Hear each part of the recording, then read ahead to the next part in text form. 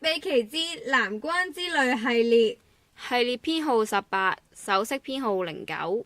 閃閃發亮嘅藍珠比喻為藍精靈，黑珠比喻為黑丹藥。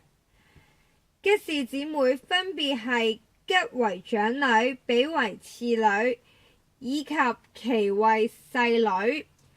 吉氏姊妹身陷藍精靈境地，因吉氏姊妹雖在藍精靈境地尋覓8粒黑丹藥，拯救8位處於水深火熱之中嘅國民。